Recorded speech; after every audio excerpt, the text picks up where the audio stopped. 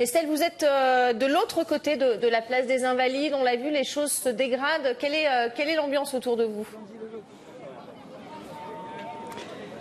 Eh bien, écoutez, Magali, c'est toujours très tendu. Il y a des points de tension.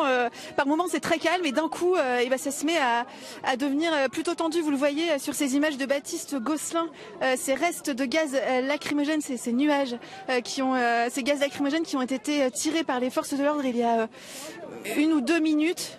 Et il y a eu un mouvement de foule, ce qui fait que les gilets jaunes, eh bien, ont reculé du côté Invalide et ça a fait reculer un petit peu toute la foule et donc il y a ces points de tension comme ça. Par moment ça se calme et puis il y a un regain de tension et ce qui fait qu'il y a de nouvelles salves de gaz lacrymogène et voilà, avec des mouvements de foule et des policiers des forces de l'ordre qui chargent.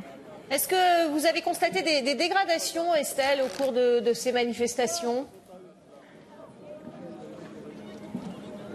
Eh bien écoutez Magali, c'était de l'autre côté, il y a quelques pavés qui ont été, enfin, il y a quelques morceaux qui ont été dépavés.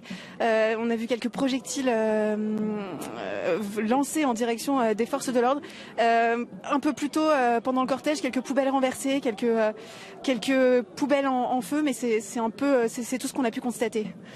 Qu'est-ce que l'on vous dit autour de vous, Estelle, par rapport à ce qui se passe actuellement, le fait que régulièrement, en fin de manifestation, il y ait des groupes qui viennent perturber ces protestations? Qu'est-ce que les gilets jaunes autour de vous en disent?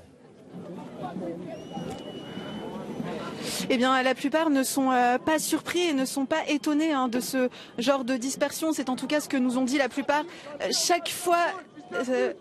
Voilà, ils sont un petit peu, ils sont pas surpris que ça se termine de la sorte.